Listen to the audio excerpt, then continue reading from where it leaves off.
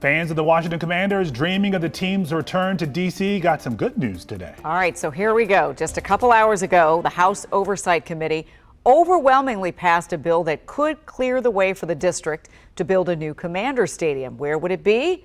On the old RFK site in Southeast D.C. Our chief investigative reporter Eric Flack is live on Capitol Hill right outside the room where today's hearing took place. Yeah, and Flack, you know, this legislation moved forward, but of course not without some drama, right? Yeah, so drama right inside this room that ended up pitting D.C.'s mayor against a popular and well-known congressman from Maryland. In fact, he's from Montgomery County.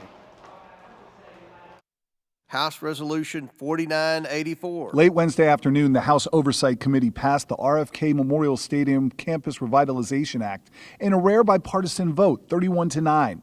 The bill would extend D.C.'s lease with the federal government for the RFK site for up to 99 years and expand how the site can be used, including a new stadium for the Washington Commanders. I am excited at the prospect of bringing the Washington football team back to D.C., and that is where the team belongs. Pennsylvania Congressman Scott Perry said he didn't oppose D.C. getting control of the RFK site or even putting a football stadium there.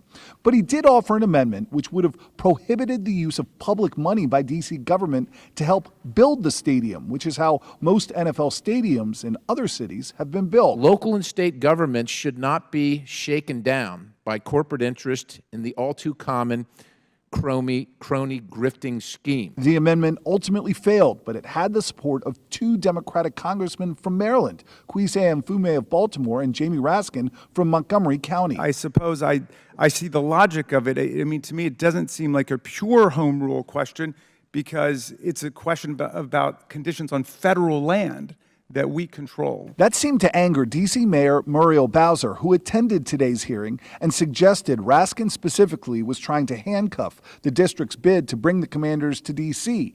The team's current stadium, FedEx Field, is in Maryland. I see a lot of ironies here, like those who argue for D.C. statehood and home rule also arguing for their own self-interest instead of what's best for the use of this land. There's a suggestion from the mayor that this is about you trying to keep the stadium in Maryland.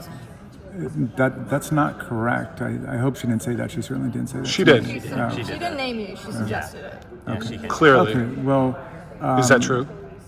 It is not true. I oppose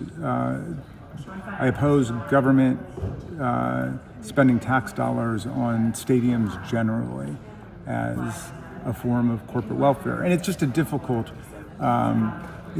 debate because people love the home team. The Washington Commanders did have one of their corporate vice presidents on hand for today's hearing. He did not testify. He is one of the lead guys for the team on the stadium issue, so that's all pretty normal. The Commanders, though, had no comment today. Guys, back to you. Fleck, so all the drama and all the things have happened today. Where do we go from here? Yeah, so the bill goes from this committee to the full House.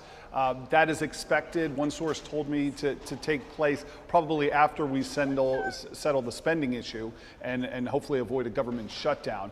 After that, it would probably, we think it passed by the House because of its bipartisan support, end up in the Senate, which is going to adopt, I'm being told by the mayor, this version of the bill from the House, which is all good for passage. There's a lot to get to, but one of the most pressing things you said was right in the end where they've got to handle this potential government shutdown too. So they've got a lot to do. All right. Thanks. Takes priority. That's right. Thanks, Z.